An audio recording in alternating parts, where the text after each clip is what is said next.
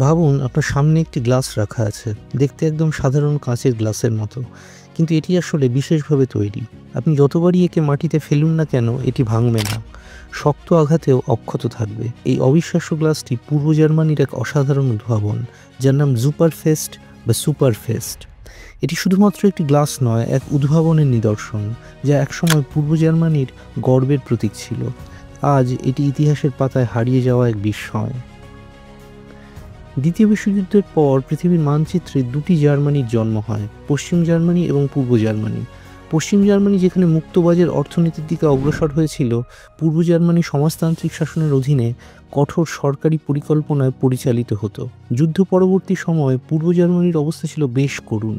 তাদের অর্থনৈতিক উন্নয়ন ছিল ধীর এবং দৈনন্দিন জীবনের প্রয়োজনীয় পণ্যগুলির অভাব ছিল খুব বেশি। এমন পরিস্থিতিতে পূর্ব জার্মানির সরকার একটি বিশেষ উদ্যোগ নেয়। তারা এমন পণ্য তৈরির পরিকল্পনা করে যা টেকসই হবে এবং দীর্ঘদিন ব্যবহারযোগ্য হবে। এই প্রয়াস থেকেই জন্ম নেয় সুপারফেস্ট। এটি এমন একটি পণ্য ছিল যা মানুষকে শুধু দৈনন্দিন জীবনেই নয়, বরং অর্থনৈতিক দিক থেকেও উপকার করেছিল, কারণ এটি এতটাই শক্তিশালী ছিল যে বারবার নতুন করে কিনতে হতো না। সুপারফেস্টের গবেষণা এবং উন্নয়ন প্রক্রিয়া ছিল চমকপ্রদ। সাধারণ কাঁচের গ্লাস তৈরি হয় সিলিকা, সোডা অ্যাশ এবং লাইমস্টোনের মিশ্রণে। এটি দেখতে শক্ত হলেও প্রকৃতপক্ষে খুবই ভঙ্গুর।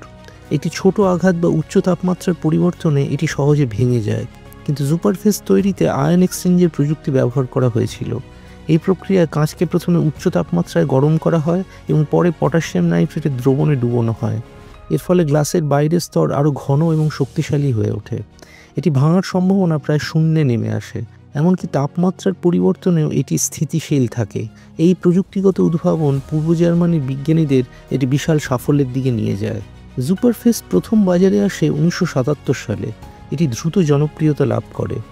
বিশেষত পূর্ব জার্মানির রেস্তোরাঁ এবং খাবারের দোকানগুলোতে এটি খুবই জনপ্রিয় হয়ে ওঠে। এটি গ্লাস যা ভাঙে না, এটি শুধু ব্যবসায়ীদের জন্যই নয়, সাধারণ মানুষের জন্য ছিল দারুণ উপকারী। এই গ্লাসগুলি এতটাই শক্তিশালী ছিল যে প্রচুর ব্যবহার করা সত্ত্বেও বছরের পর বছর অক্ষত থাকত। এটি রেস্তোরাঁগুলির জন্য খরচ কমিয়ে দিয়েছিল। রেস্তোরাঁর মালিকরা সাধারণত ভাঙা গ্লাসের পরিবর্তে নতুন গ্লাস কিনতে অনেক খরচ করতেন, কিন্তু সুপারফেস্ট ব্যবহারের ফলে এই খরচ প্রায় শূন্যে নেমে এসেছিল। তবে সুপারফেস্টের জনপ্রিয়তা সত্ত্বেও এটি আন্তর্জাতিক বাজারে জায়গা করে নিতে ব্যর্থ হয়। এর পেছনে বেশ কয়েকটি কারণ ছিল। প্রথমত, সুপারফেস্ট তৈরি করতে যে প্রযুক্তি ব্যবহার করা হয়েছিল তার খরচ ছিল খুব বেশি। সাধারণ কাঁচের তুলনায় এর উৎপাদন খরচ অনেক বেশি হওয়ায় এটি আন্তর্জাতিক বাজারে প্রতিযোগিতায় টিকতে পারেনি। দ্বিতীয়ত, সমাজতান্ত্রিক পূর্ব জার্মানি একটি সুনির্দিষ্ট পরিকল্পিত অর্থনীতির অধীনে পরিচালিত হচ্ছিল। সেখানে মুক্ত বাজার অর্থনীতি ছিল না, ফলে তারা আন্তর্জাতিক বাজারে তাদের পণ্য রপ্তানি করতে পারত না। তাছাড়া অনেক বড় কোম্পানি এমন পণ্য তৈরি করতে চাইতো না যা খুব দীর্ঘস্থায়ী, কারণ দীর্ঘস্থায়ী পণ্য বাজারে নতুন চাহিদা সৃষ্টি করতে ব্যর্থ হয়। 1989 সালে বার্লিন দেওয়াল ভেঙে যাওয়ার পর পূর্ব জার্মানি পশ্চিম জার্মানির সঙ্গে একীভূত হয়। এই একীকরণের ফলে পূর্ব জার্মানির অনেক কারখানা বন্ধ হয়ে যায়। সুপারফেস্টের উৎপাদনও বন্ধ হয়ে যায়। এই গ্লাসটি একসময় পূর্ব জার্মানির প্রতিদিনের জীবনের অংশ ছিল, কিন্তু ধীরে ধীরে এটি ইতিহাসের পাতায় হারিয়ে যায়। যারা একসময় এই গ্লাস ব্যবহার করেছিলেন তাদের কাছে এটি একটি নস্টালজিক অভিজ্ঞতা। তারা এখনও এই গ্লাসকে স্মরণ করেন। কিছু সংগ্রাহক এখনও এটি সংরক্ষণ করেছেন, যাদের কাছে এই গ্লাস শুধু একটি পণ্য নয়, বরং একটি যুগের ধারক। আজকের দিনে পরিবেশ দূষণ এবং প্লাস্টিক ব্যবহারের কারণে পৃথিবীর অবস্থা খুবই করুণ। এই পরিস্থিতিতে আমরা ভাবতে পারি, যদি সুপারফেস্টের মতো টেকসই পণ্যগুলো আবার ফিরে আসতো তবে কি হতো? এটি কি প্লাস্টিকের ব্যবহার কমিয়ে পরিবেশ রক্ষায় সাহায্য করতে পারত? একটি দীর্ঘস্থায়ী গ্লাস শুধু ব্যক্তিগত খরচ কমাবে না, বরং এটি পরিবেশের উপরও ইতিবাচক প্রভাব ফেলবে। প্লাস্টিক এবং ভঙ্গুর কাঁচের পরিবর্তে সুপারফেস্টের মতো পণ্য পরিবেশ বান্ধব সমাধান হতে পারে। তবে সুপারফেস্ট আমাদের আরও একটি গুরুত্বপূর্ণ প্রশ্নের মুখোমুখি করে। আমরা কি সত্যিই এমন পণ্য চাই যা দীর্ঘস্থায়ী, নাকি আমরা এমন সমাজে বাস করছি যেখানে বারবার নতুন পণ্য কেনাই চাহিদা তৈরি করে?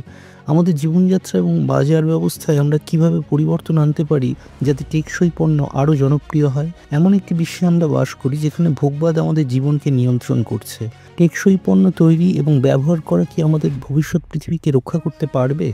সুপারফেস্ট কেবল একটি গ্লাসের গল্প নয়, এটি আমাদের শেখায় যে উদ্ভাবন শুধুমাত্র বিজ্ঞান নয়, এটি মানুষের চাহিদা এবং বাজার ব্যবস্থার উপরে নির্ভরশীল।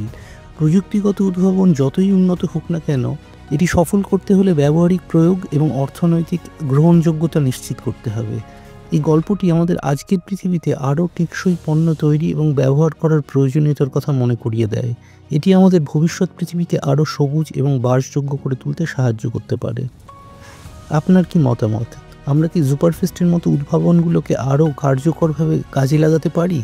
আমাদের পৃথিবীকে রক্ষা করতে এবং অর্থনৈতিক উন্নয়নের জন্য টেকসই পণ্য কতটা গুরুত্বপূর্ণ, আপনার মতামত আমাদের সঙ্গে শেয়ার করুন। ভিডিওটি ভালো লাগলে লাইক দিন, শেয়ার করুন এবং আমাদের চ্যানেলটি সাবস্ক্রাইব করুন।